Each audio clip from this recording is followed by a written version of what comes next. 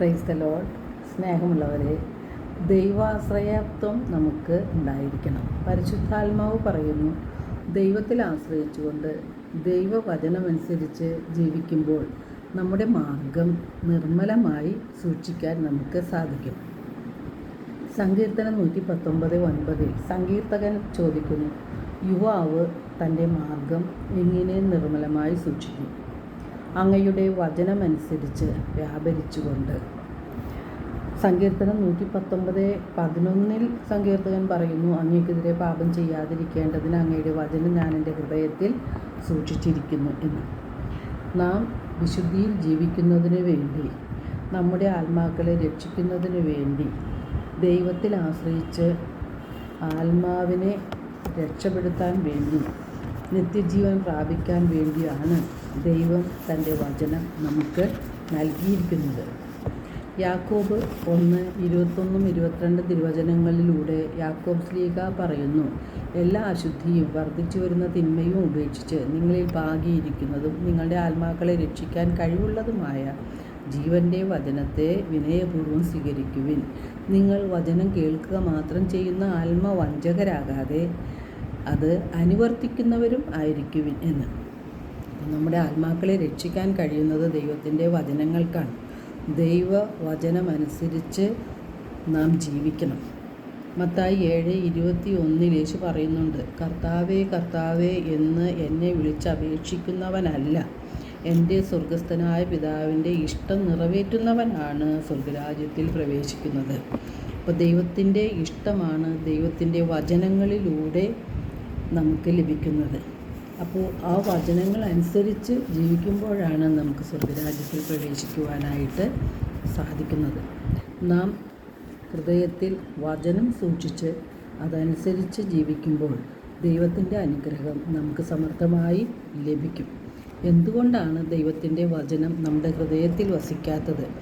യോഹന്നാൻ 5:38 തിരുവചനം പറയുന്നുണ്ട്, അവിടുന്ന് അയച്ച വ്യക്തി, അതായത് അവിടുന്ന് അയച്ചവനെ നിങ്ങൾ വിശ്വസിക്കാത്തതുകൊണ്ട്, അത് യേശുവിനെ വിശ്വസിക്കാത്തത് കൊണ്ടാണ് നിങ്ങളിൽ വചനം വസിക്കാത്തത് എന്ന്.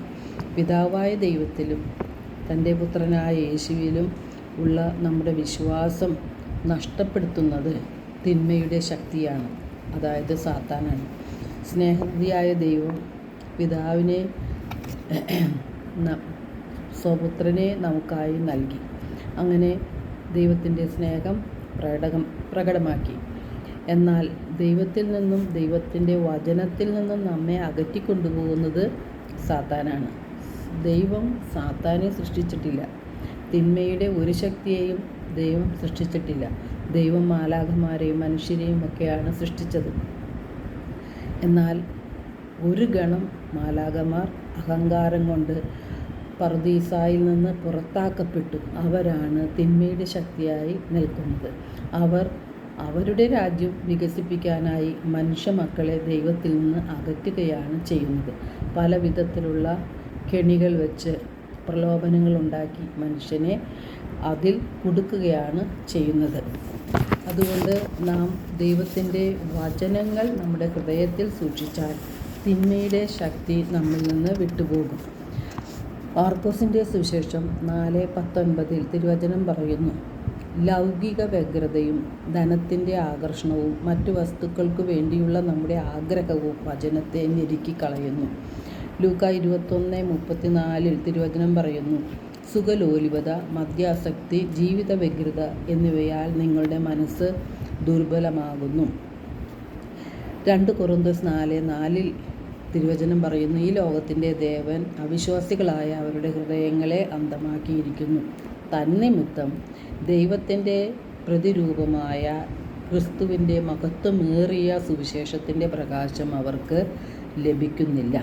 ഇപ്പോൾ സാത്താൻ നമ്മെ കെണിയിൽ വീഴ്ത്താനായിട്ട് അവിശ്വാസവും ഈ ലോകത്തിൻ്റെ ആകർഷണങ്ങളും ധനത്തോടുള്ള മോഹവും ലൗകിക വ്യഗ്രതയും എല്ലാം നമ്മിൽ കുത്തി നിറച്ച് വെറുപ്പിൻ്റെയും വൈരാഗ്യത്തിൻ്റെയും സ്വാർത്ഥതയുടെയും അഹങ്കാരത്തിൻ്റെയും എല്ലാം വിത്തുകൾ നമ്മുടെ ഹൃദയത്തിൽ വിതയ്ക്കുമ്പോൾ നാം ദൈവത്തിൽ നിന്ന് അകന്നു പോവുകയാണ് ചെയ്യുന്നത്.